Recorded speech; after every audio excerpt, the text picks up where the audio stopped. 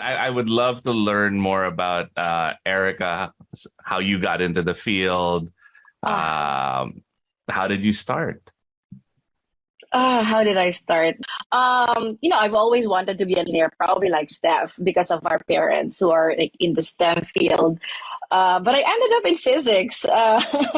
I guess that was mostly because of the Department of Science and Technology, DOST, the scholarship that I got. And then that's where I learned IBA about research. Before, kasi you would think of physics as all maths, just computing and derivation. But in the research lab I joined, which was very multidisciplinary in nature. In fact, that's where I first learned about econophysics, which is the study and modeling of socioeconomic phenomena using statistical physics. So I found that like super cool.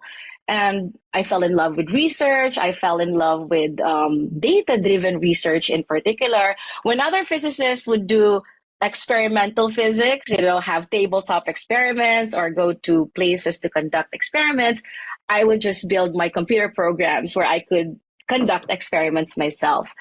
And of course, in academia, as you know, publication is really the currency. And the lab that I joined was quite prolific in that field. And somehow, Iba, the Singapore government noticed the work that we were doing here in the Philippines, which was in analytics and complex system science. And the government said, hey, why not work with us in building a smart nation using data driven simulations, working with industry and government agency, helping them innovate with data driven science. I was relatively young then. I said, why not? No, that's really something new, very different from academia.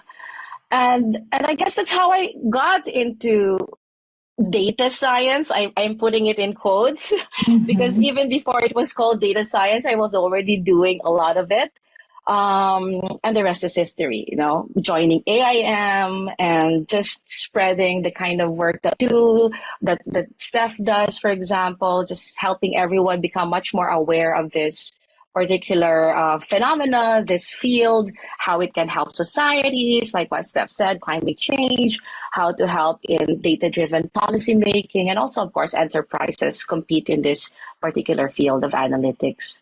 So, That's yeah, that's again, yeah, way too early for me to have this level of conversation because there's so many things I'm trying. I want to get.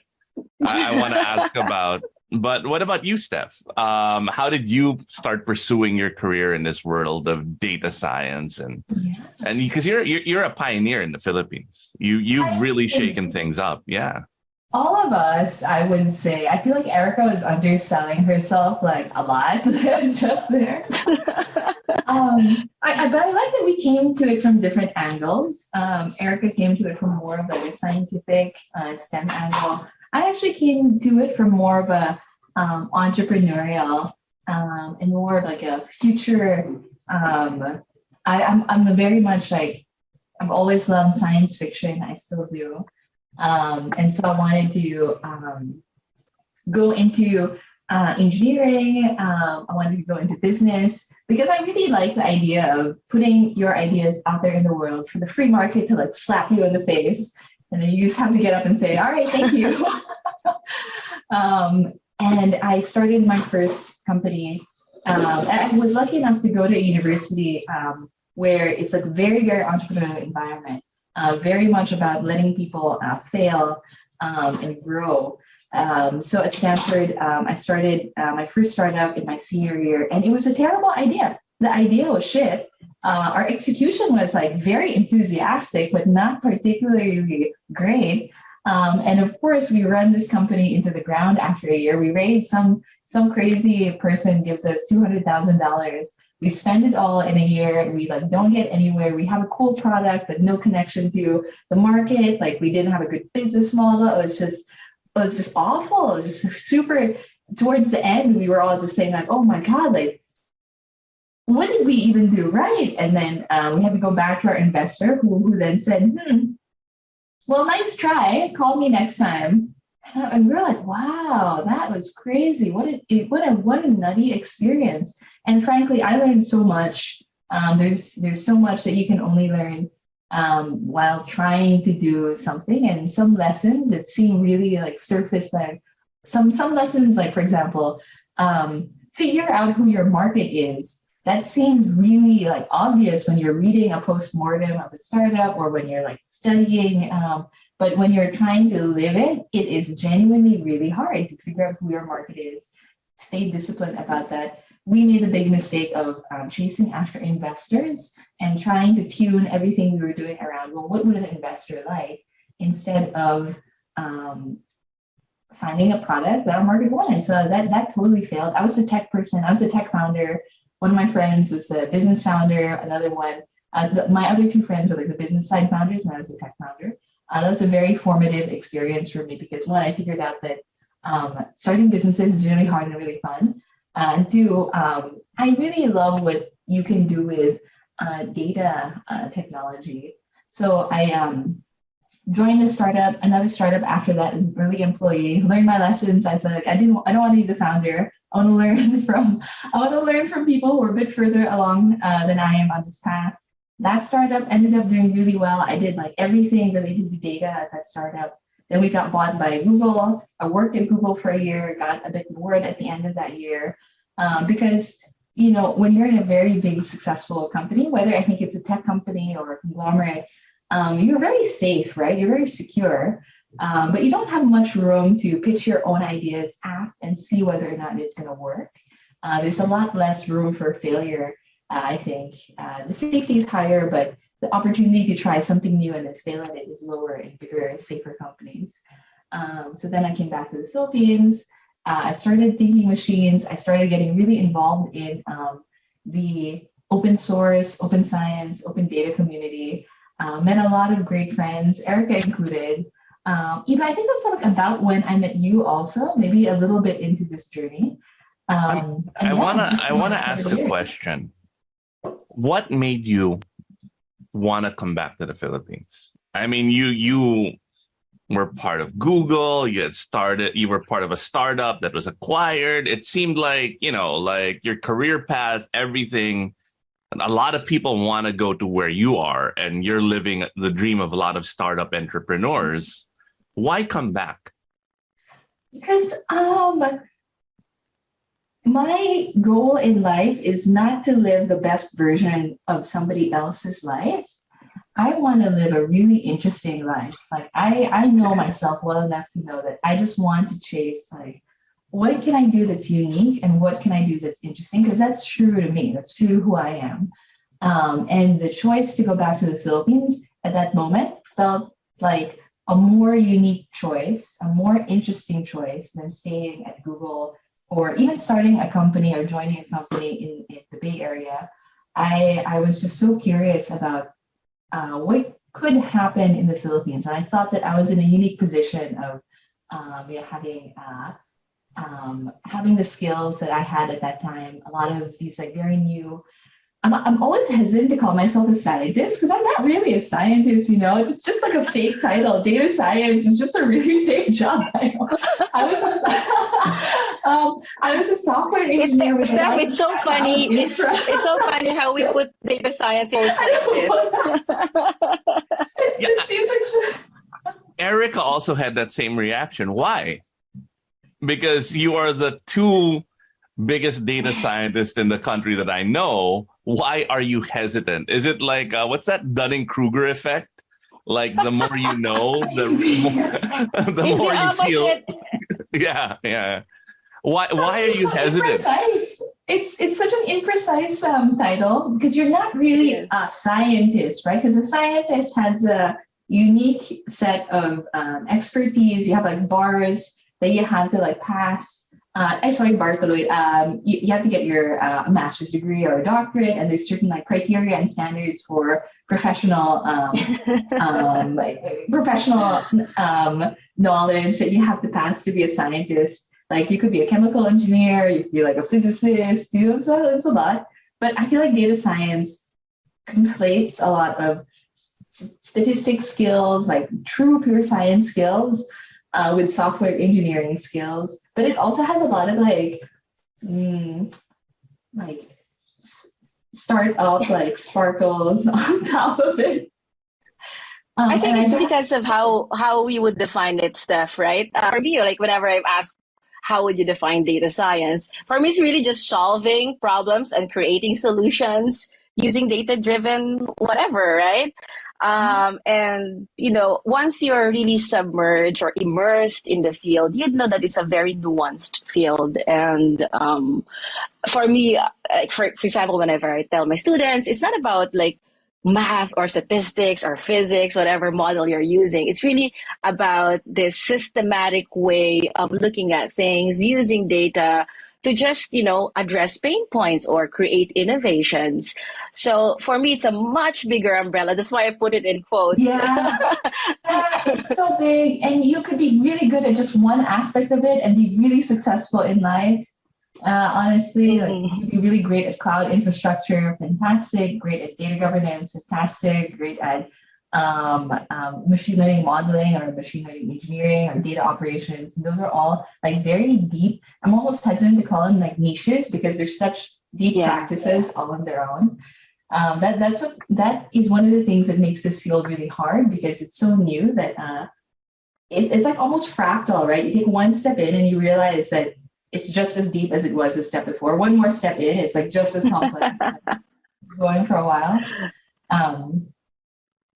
Okay, so I'm even more confused. So if you don't consider yourselves data scientists, like what do you consider yourselves? Or is it because it is such a new kind of terminology? There's no clear process to be labeled a data scientist. It's like anybody. There's no commonly understood. There's no common definition of data science. It's like there's no universal Maria definition, right? It's somewhere in between. Like if you're talking in the media space, right? Maria Ressa, journalist. Vloggers call themselves journalists. Yeah, something like that, maybe. You're more towards the Maria Ressa side. Wala pang Nobel Peace Prize. Sorry. Wala pang Nobel Peace Prize for data science, but there should be. That would be a bit of a stretch, but I think that I feel like there's more and more people coming into our space, and they're also all discovering different angles to doing this work. I've really started calling this whole space data science as an umbrella term for like a whole industry. Exactly. Yeah, and people coming into this space can specialize in totally different things these days. AI is a lot more sophisticated than it was a few years ago, so you can really build. Have you guys tried those AI writing tools? They're really good. You give it like 5 bullet points and it spits out a whole essay for you. It's like, whoa, it's awesome. Super wild. Before about 3 years ago, or 3 or 4 years ago, I was like the tech columnist for Adobo magazine, right? So I had like a column, and that was early stages of AI writing tools. And I wrote like an entire column, which really didn't make sense. But it was fun. And then I played around with it recently. And now you can just type in bullets and it will, like, you want to do a product review for Amazon, and it will just spit it out. Or you want to do like an interview, and it will just spit it, and you pick the tenor, the kind of the vocabulary that you want to use. So that's crazy. Yeah, for video, also for image processing, for video, I mean, I was playing around with a video editor earlier, and you would just use AI to find like the silences or to like crop things, and did it like quite well. I think the new innovations in our space, it's less about the tool building now and how can you get very creative in using the tools to come up with like awesome art, awesome startups, like really cool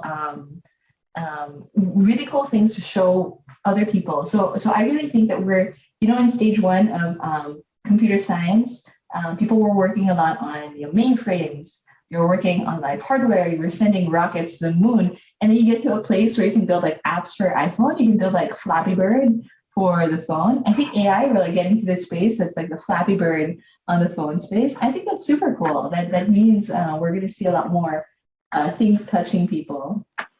So I guess that's probably as close as I can get to a segue to talk about how I got here, which is very, very far from how both of you got here.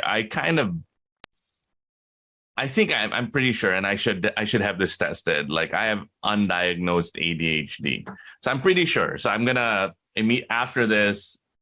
Somebody in my family took a test recently, and it's like, yep, that's Go get tested. Yeah. I started out playing video games a lot. And my mom would always be like, man, you're not going to do anything with your life. And she's like, so I got a job writing video game reviews when magazines were a thing. Right. And then I became an editor, and I kind of met a lot of people in the video game space, and BPOs were picking up in the Philippines. So me and a few friends, we set up an animation company, again, not knowing much about animation, just knowing we loved video games. And that grew, and we were working on some of the best video games in the world.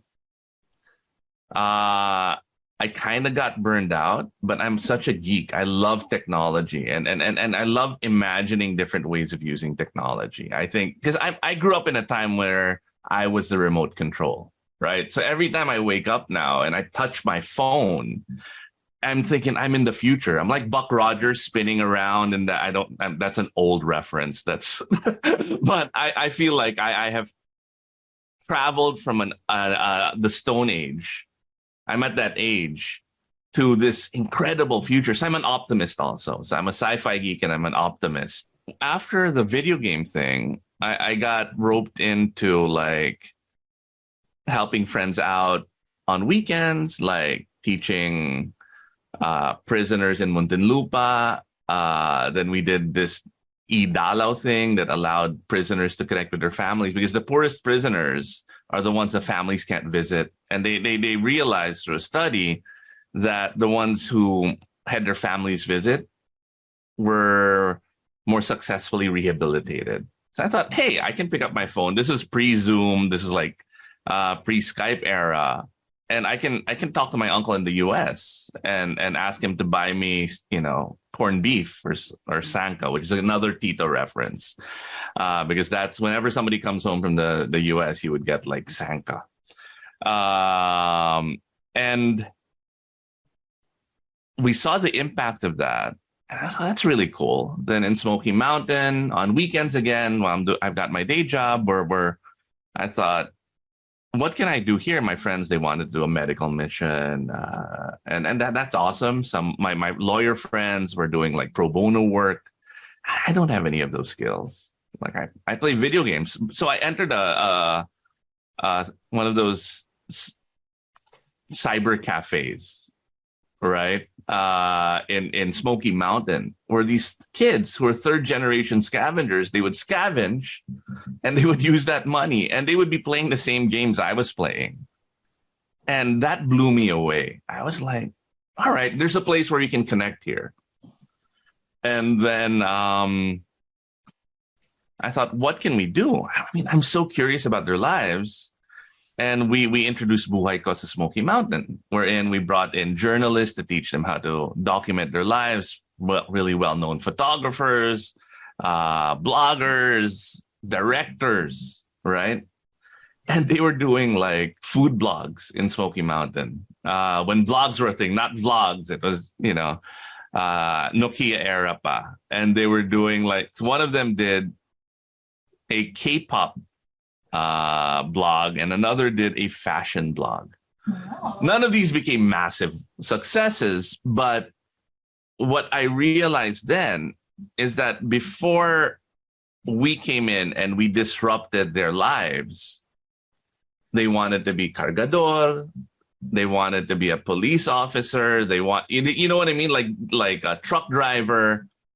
And then after we disrupted their lives, one of them became like a writer for the Manila Times.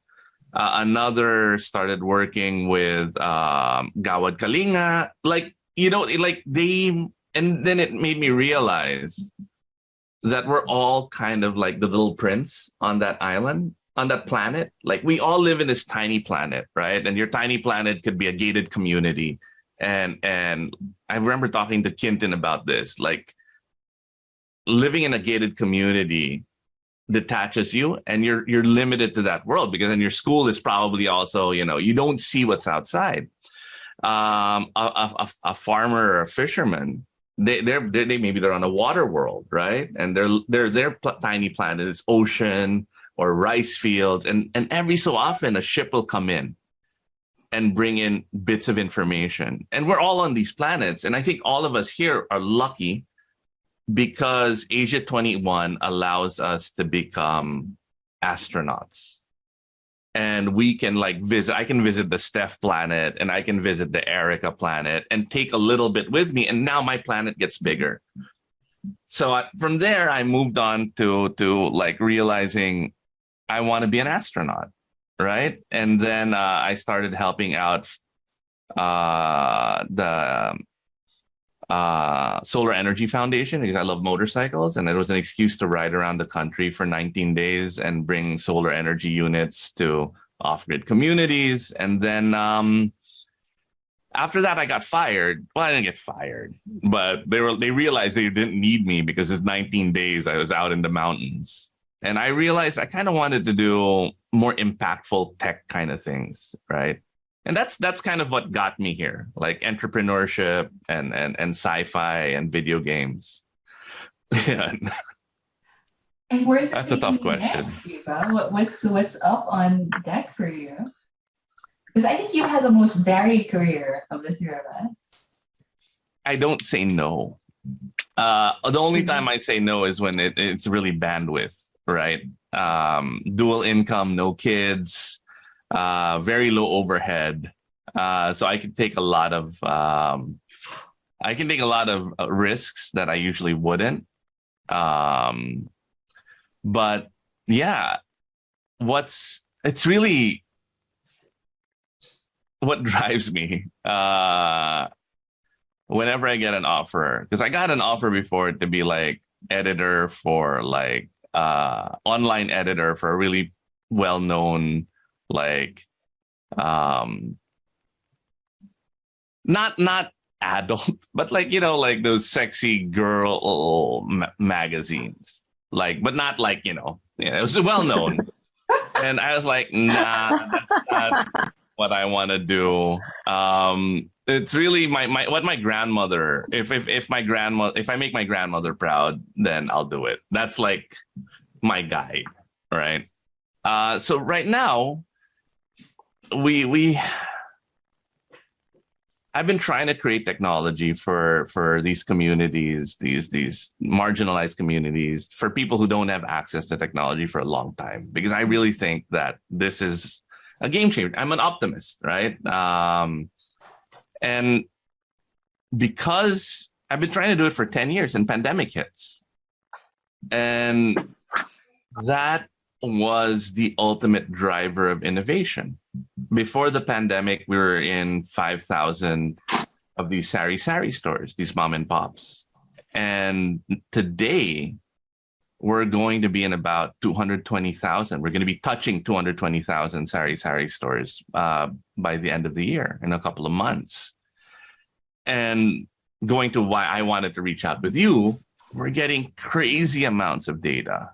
Like we have data on if a volcano hits, what's the first thing they buy, right? We have data on right before a typhoon hits, what do they think their needs are versus immediately after, what are their needs?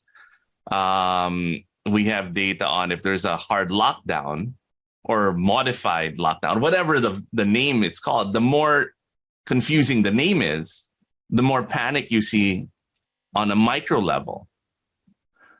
So that's why I wanted to reach out with you. How do we use that data to help these communities? Yeah. I do like hanging out with the Asia 21 people because it's different from hanging out purely at a tech conference where we talk mostly about methods. People like you, I feel like there's a lot more interesting problem areas that you know more about stories than me, absolutely. So it's not, so when you ask the question, what do we do about the data?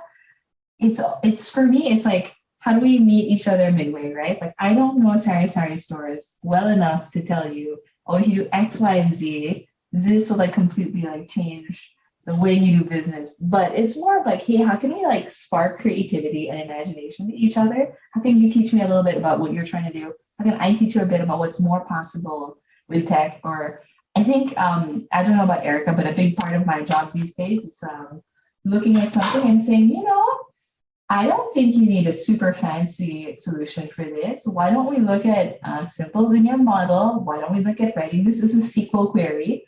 I think they'll get you 80% of the way there in like a 20th of the time. So when you're talking about how can we use this data, right? The question to me is, how can I help you create data infrastructure so that the moment you or anybody who works for you has an idea, you can immediately act on it. You can immediately see if it makes sense. Does the data support what I have in mind? And if it does, can I act on it? So that's more of what's in my head, right? Like that piece of it. I just want to build with what you said, Steph. No, that's also, of course we mature, right? We get to, like, from 5 years ago, okay, we can do this model, this and that. But then eventually we start talking to, like, maybe since 2017, I've worked, Steph, with over maybe 50 industry projects and then more than 80 scoping activity. And then, Ibba, what you will learn is that the key business questions are the more important ones, like what Steph said. Like, what are the questions maybe that you want addressed more specifically? And then we just try our best to craft maybe descriptive analytics questions to just answer, to meet you halfway, as how Steph actually put it. And like what Steph said, we don't obsess on the kind of model or how complex the model is. Even a simple EDA would be very useful. And I have this really wonderful use case, Steph, from DBS, wherein they just used descriptive analytics. It's really just a plot, and then they already saw patterns in the data that help them in their operations, right? So as you mature in this field of data analytics and you continue working with people and groups like Ibba's, for example, you learn that it's really a collaboration and you don't impose specific tools. In fact, it's the tools and the data that would adjust to the needs of the stakeholders. You know what? This reminds me, when you're like a beginner, when you're a beginner outdoors person, beginner camper, you bring so much equipment with you. You are so loaded. You have like a pot, like every kind of pot, every kind of knife, like you have like 15 kinds of like technical wear, a backpack, a tent, like a hat, blah, blah, blah. But when you're an expert, you can go out there with just like 4 things and you're fine. And so I think a lot of me maturing as a data professional has been like figuring out like, okay, I can drop this, I can drop this, I can recreate this. I can have a multi-purpose tool for that. Like, how do I go out? Yeah. Well put. Yeah, I mean, I agree. So I'm not a data professional. We're the farmers, right? We're the ones getting it, and you guys are the ones who are doing awesome things with it, right? Trying to make sense of it. But from a KPI standpoint, right? From measuring impact, that's been one of the things that I've been racking my brain over. Like, I know what investor KPIs that we have to target, right? But what are our impact KPIs? And we spent, well, we're still trying to figure it out, but we realized it doesn't have to be complex, right? It doesn't have to be like driven by nutrition, driven by it. Our realization is that it's just uplift. It's just how much more do they sell with our technology, and that cascades to the community, right? Because they're providing more value, they're earning more, they're able to hire people. You know what I mean? It could be that simple. But it took a long time to get to that simplicity. And that's amazing. And finding the right metric that you can act on, because I think a common mistake I see people making is they pick metrics that they cannot act upon, which is then, data has to drive action. Otherwise, it's just there. It doesn't live. So metric of uplift is a good choice because it puts everybody behind the same big picture number. And so many things impact uplift, right? But if you know uplift is your North Star, that drives all of the other actions you can take in the business. And then the next question is, do you have all the information you need to orient and decide on what to do across every level of your company, available, that the data is logical, that it's not garbage, that it's available at the speed at which you can act upon it. And if not, then that's when you can build the technology to make it so. And anything that doesn't fall along that path is like a nice to have. You don't do it. Then after that, after you have your clear path to action, then I think you can build a lot of the more fancy AI use cases on top of the other end. But I really think that like direct line of what's your North Star KPI? Does everybody in your company have the data they need to act on that? To take actions that bring you closer to that North Star every single day at the pace at which you need it. Build all of that first. So I'm gonna we mirror that because one of the we don't go out to make sari stores, right? We are our hero clients, our hero customers, our hero nanaypreneurs, moms. Are the successful sari stores. So we go there and we understand from them what makes them successful. We don't teach them and tell them, hey, use QuickBooks, you're going to be successful. We understand what makes the because it's difficult to run a sari store. It's easy to get into.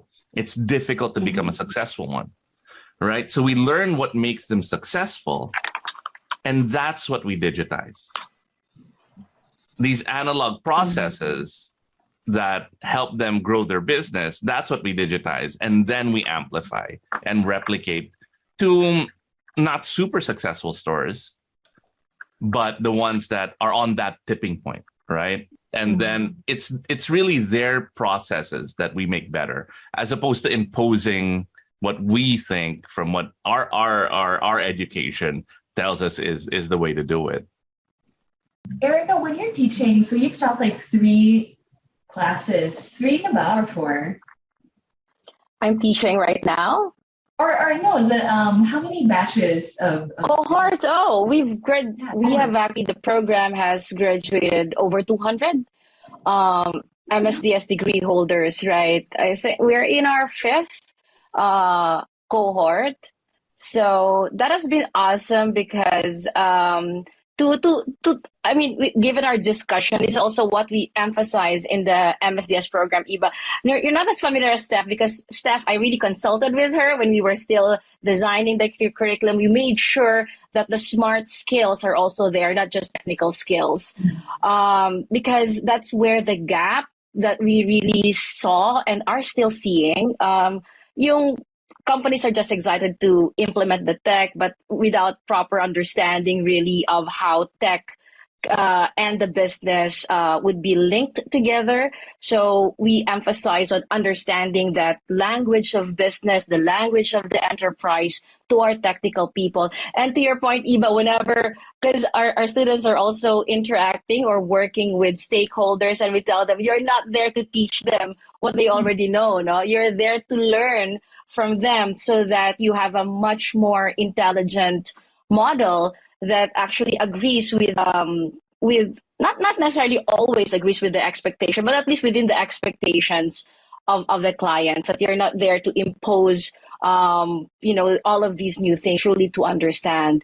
So yes, Steph, they're now, all over like different companies and organizations here and abroad. So I'm just happy. And then a few of them are really leading initiatives in their own respective organizations, being mindful as well to be responsible data scientists. So I'm really proud of that particular aspect.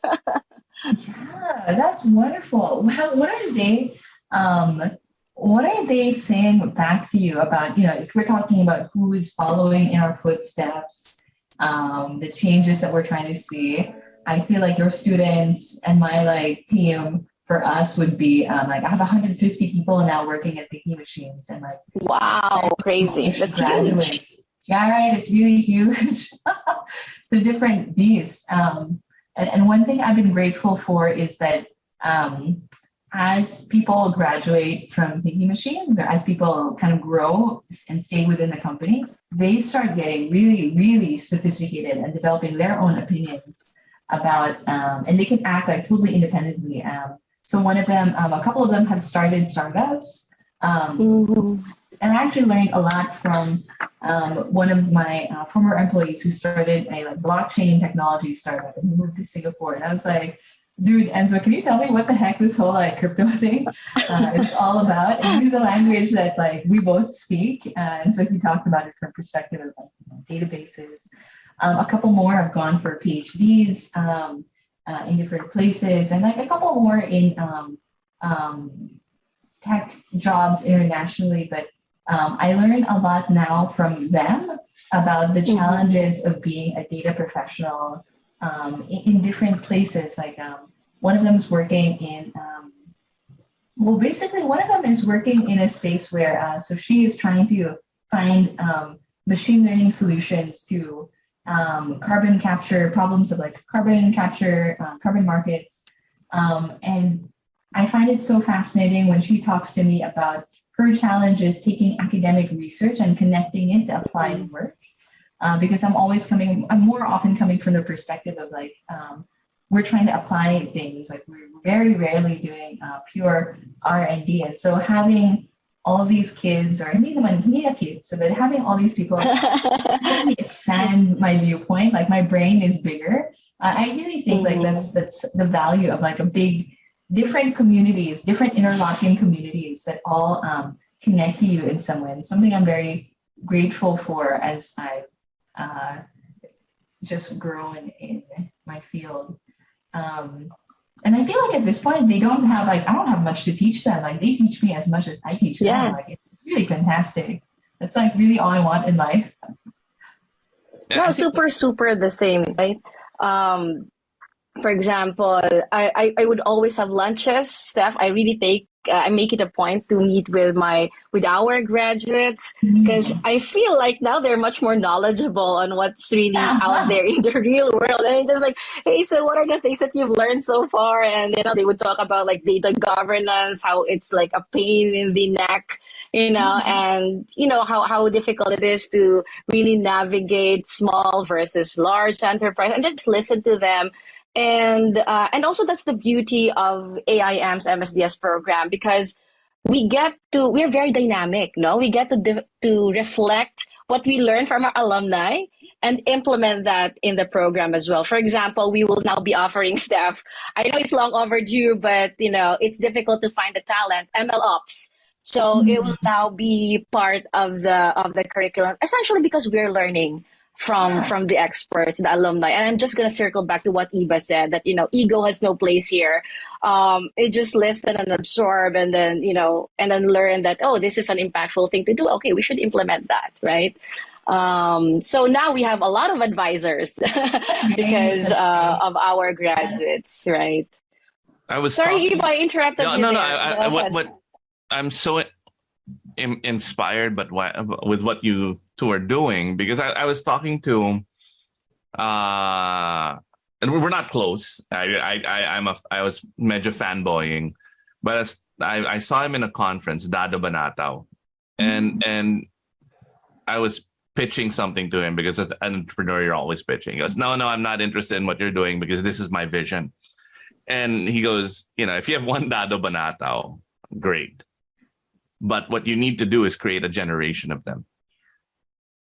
And if you have one Steph Sy, that's awesome, right?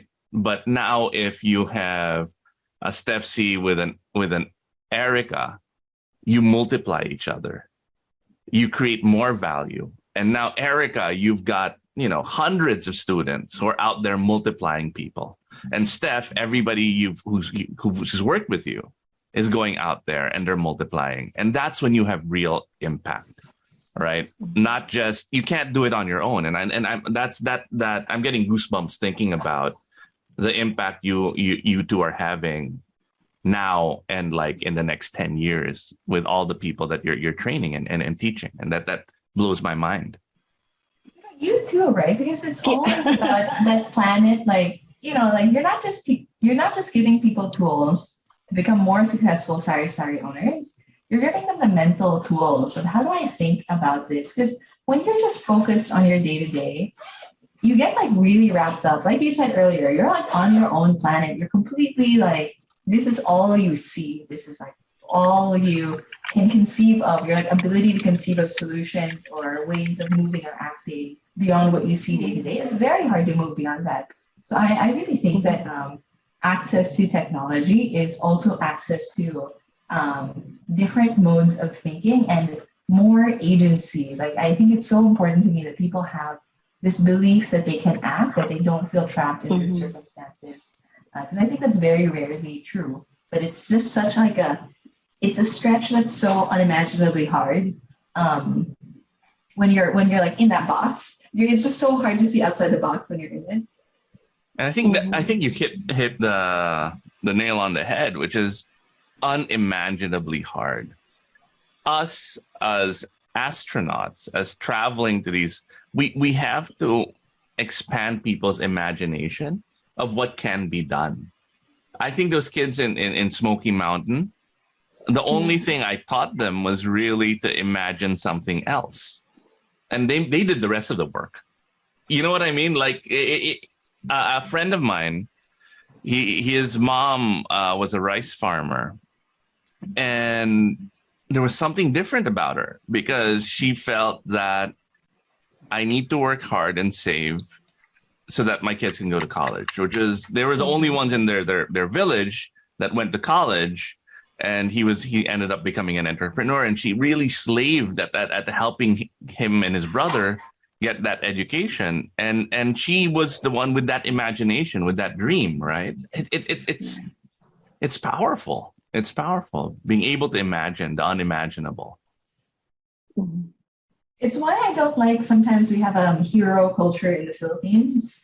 I don't know if you guys have, I am 100% sure you've experienced this, right? Where somebody, yung Lodi, the whole like idol Lodi thing of like, oh, but they try to put you on a pedestal. But I don't think that's helpful, because the goal is not to be put on a pedestal. Because when you put somebody else on a pedestal, you're also kind of saying that I could never be like that person. I cannot imagine that my life could be like that. But it's, for me, more about how do we create more, how do we inspire each other? And I think inspiration has to come from a place of, you have to be able to see yourself in the other person's shoes. You have to see a level of possibility there. I think that's the most important thing, that people who, at least the people who who work for me or who intern in Thinking Machines, they leave with, which is like, they can see that I can do it too. They get inspired. They don't get inspired in a way that drives them to act and to like see themselves in that seat.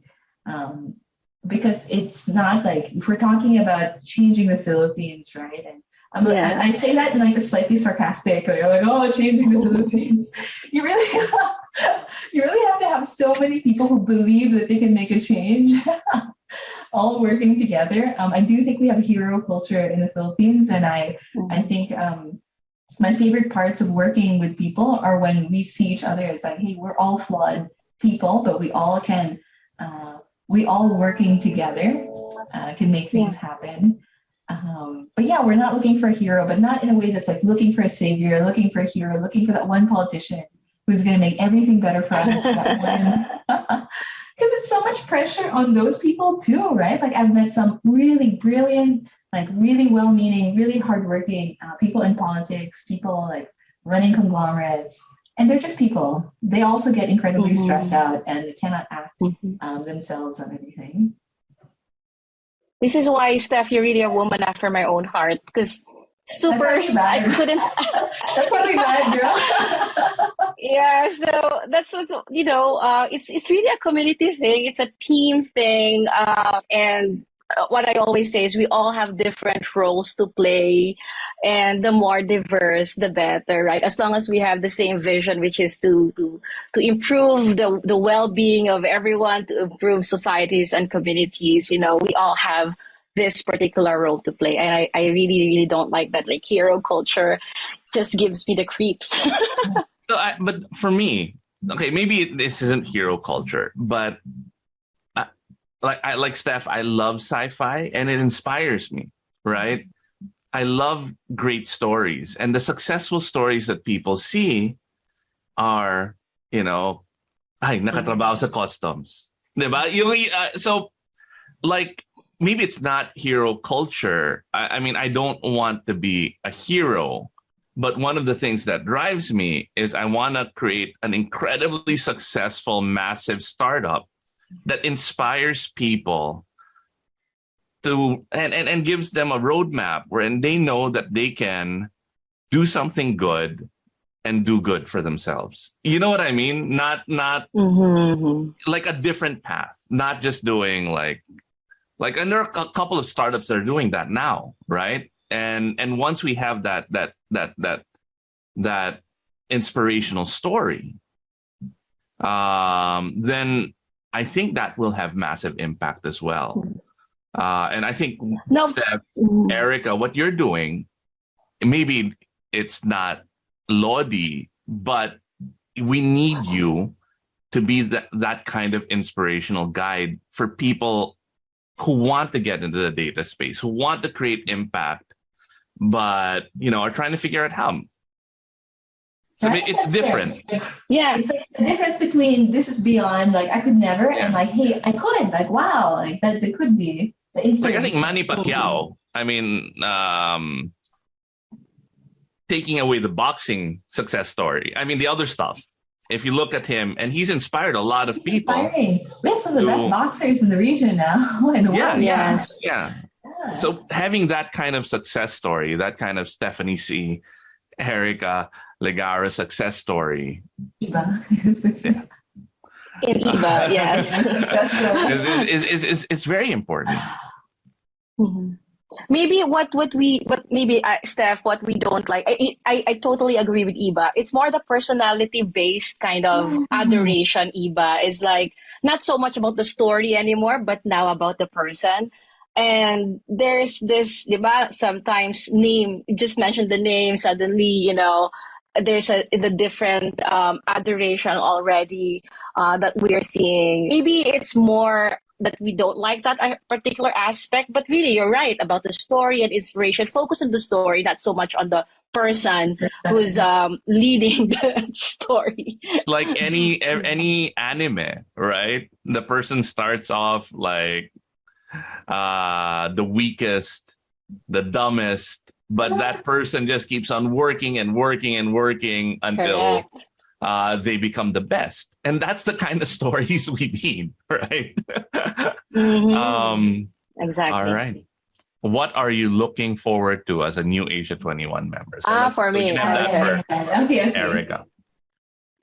No, really excited, like what I said. Just listening to both of you, I now have a preview of what it's gonna be like. It's really learning, more on like really learning from the experiences, expanding the network, jumping from one planet to another planet, as you put it, Ibba. I'm really just excited to learn. Also start, initiatives and maybe programs to further strengthen our advocacies and improve societies and communities as a whole. And yeah, it's really just learning from you and from your stories, and to get to know more people like you with this passion to just be of service, no matter which particular space we're in. I guess I can give you some advice, being like the oldest Yes, please. No longer young leader. Go, And go. it's basically advice my dad has given me. And I think it's one is being part of this network of different people. Showing up is 80%, right? I think that was from a Peter Sellers movie. Just show up. And like today, showing up, you're going to get so much. You're going to get inspired. You're going to learn. And there's so many awesome people in this network doing so many different things that the cross-pollination is ridiculous. The second thing would be don't ask, don't get. So don't be shy, because everybody here wants to help you. They want to share. They want to support you. They want you to be successful. And I guess the last thing that I would, my last piece of advice is something I learned from Techstars, which I love their motto, which is give first. Mm-hmm. Right? So if you put in mix, don't ask, don't get, and give first, that's an awesome combination for a group. And everybody here in Asia 21, if you ask me for help, I'll be there. You know what I mean? Like I'll give you an example. We have a relatively young organization at Packworks, and we're growing really quickly, and we are working remotely. So how do we build a great company culture that way? And it's tough. One of the things we have, which internally we call, for Packworks, we call it PackU. But My goodness. I've roped in, and I know they focus on younger people, right? But I've roped in Amina from Roots of Health to give a talk and give a sex education talk, like no holds barred to our people, because in the Philippines, that's really not something that people are taught, really, right? So there was a lot of blushing, a lot of joking. And then I also got asked Doc Brian, whenever some new pandemic or new strain comes out, to give a talk as well, monkeypox. And that was a really kind of graphic talk. But just inviting and learning from all of these different people. Mark, of course, Ruiz, Sari Stores has been my inspiration. So yeah, show up, don't ask, don't get, and give first. I'm already getting a lot from this network just by like these three super important advice. Show up, don't ask, don't get, and give first. Love it. Love it. I'm gonna have that on my checklist this December. I'm excited. I feel like I'm kind of in the middle. I've been to one. I think it was in the last pre-COVID batch, so 2019. I believe I managed to go to the annual meetup. And frankly, I've been to a lot of conferences. I've been to a lot of like professional events, and that one was my favorite by far, because not only were the people very accomplished, and everyone was accomplished in very different ways, there was just like a sense of openness, a sense of good humor, a sense of like humor, openness, and nobody was fronting, right? Like everybody was able to be more vulnerable and relaxed. And in that vulnerability, I really was able to get a lot out of, give a lot and get a lot. Because I didn't feel like I need to posture. I didn't feel like I need to present a friend of like, oh no, I'm a super successful tech entrepreneur, blah, blah, blah.